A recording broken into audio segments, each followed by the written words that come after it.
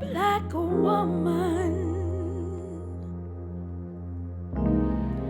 I am a black woman.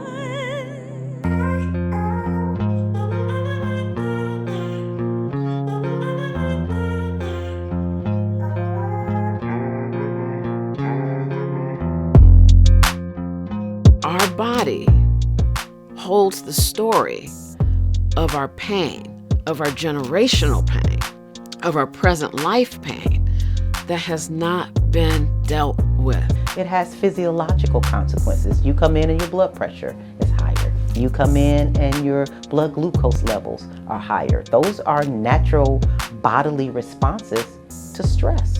Every black woman, let it go so you can be free, so you can live again, so you can have a peaceful life.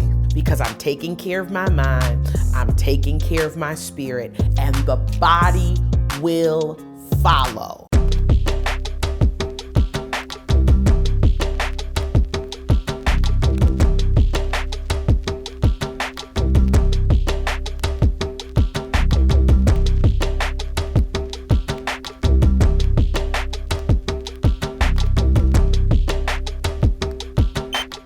When it comes to our physical healing, We need to be getting our mammograms. We need to be getting our colonoscopies. These preventive things, our cervical exams, our pap smears. Dr. Carla Harwell has been serving the Fairfax community for over 25 years. I'm not just interested in your heart or just your lung or just your kidneys. I'm interested in you as a person, your whole person, your physical person, your spiritual person, your emotional person, because all of those things come into play. And so does the many roadblocks that Black women face. But the funny thing about that to me is these obstacles and roadblocks always existed for black women. Now it's a fancy term. You know, these social determinants of health. You know, your zip code determines how long you live. You know, your educational level determines how long you live. And Dr. Harwell says the process of healing also includes dealing with stressors. And it's not just in the home. It's at work as well. You know, you've got the systemic racism, the microaggressions that a lot of black women face in their work environment. So you're carrying that baggage. And especially as black women, we have to start thinking about ourselves, put ourselves first so that we can be able to take care of those others. It's a family affair. It's a family affair.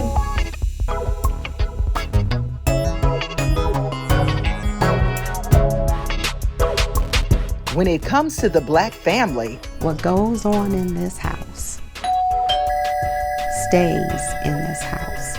and according to clinical counselor Marva Jones, keeping family secrets is normal.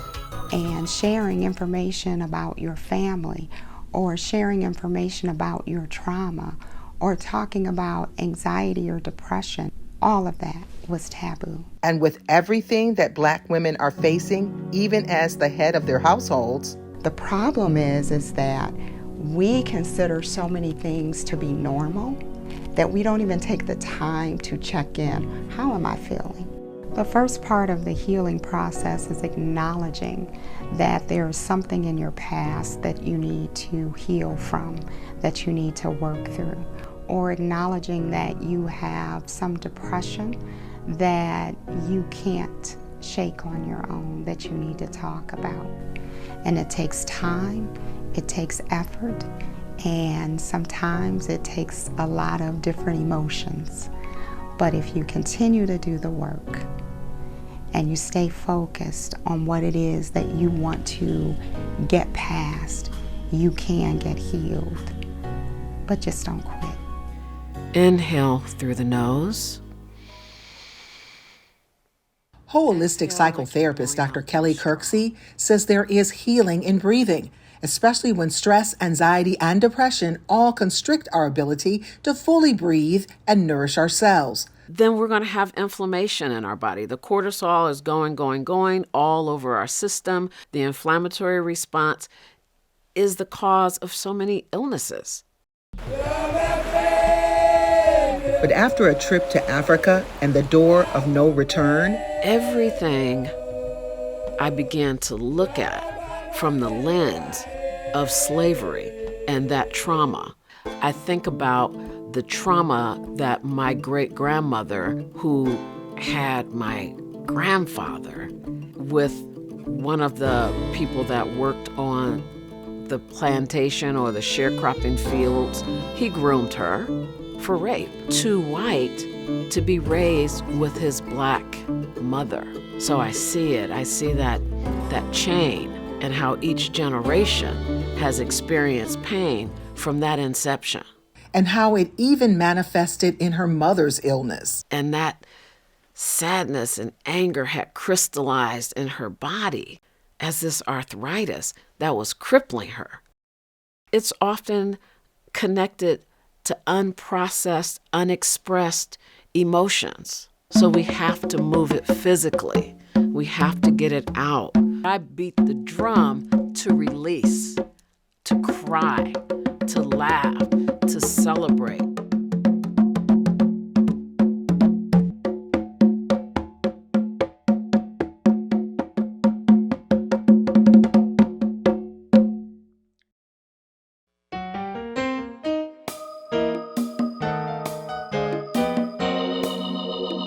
For many of us, the Black church, our faith, the word, worship, and prayer got us through and over many hard trials, still believing in miracles and healing of our bodies and souls. Here at South Euclid United Church of Christ, we do something that most churches don't. We have on our staff a fully certified counselor and therapist, not just a Christian counselor. I don't think it's healthy to do the therapy piece without the spiritual piece, and I don't think it's healthy to do the spiritual piece without the therapy piece. They need to come hand in hand. After a very traumatic health issue, Pastor Jenkins was led to explore holistic practices as she navigated through her own personal healing process. I started to have significant, excruciating pain in my hips. And the doctor did his MRI, took a look, and he said, "Ma'am, here's the challenge. It is evident that you are in excruciating pain, but there's also no evidence on the screen of why you're in this pain." He ended up giving me a cortisone shot, 2 in my hips, left and right. Through reading The Body Keeps the Score and having a holistic specialist, she found out that trauma is often stored in the hips. We have to explore the root of our trauma and dig around it in mind, in body, and in spirit. I am a black woman.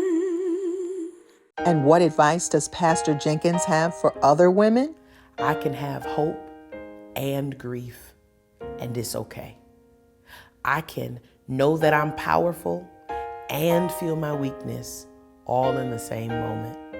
When Black women will lean into the complexity of how we feel and courageously face it, we and our communities will be better.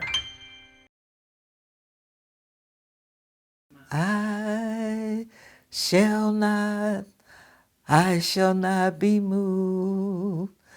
I shall not be moved. I shall not be moved. Just like a tree planted by the river, Mrs. Lee says she has never been moved from her faith and her upbringing in the church. Growing up in the church was my foundation. I never forgot what I was taught in the church. Her father was a pastor on 40th and Woodland, her mother a missionary. Together they raised her and her 11 siblings. And it was her faith that got her through some very difficult times. I put my children on their knees and we prayed, especially when things was going real bad, the violence and everything. So it came to a point where I knew that I had to do something because it was bothering me so much. I had nightmares. I had dreams of things, happening to me all over again. Like others in the series, rheumatoid arthritis also plagued Mrs. Lee, who was hospitalized when her children were very small. She says God healed her physically and eventually emotionally through forgiveness. I'm just going to have to forgive him. I'm just going to have to forgive him. And when I came to that point where I gave that over to the Lord and asked God to help me to forgive him, I tell you, he did. And it relieved me from the pain of going through that. And when I gave it to God, I had peace. Mrs. Lee was able to love again and marry David Lee, who vowed not only to love her, but her children as well. The Bible said he'll give you beauty for ashes.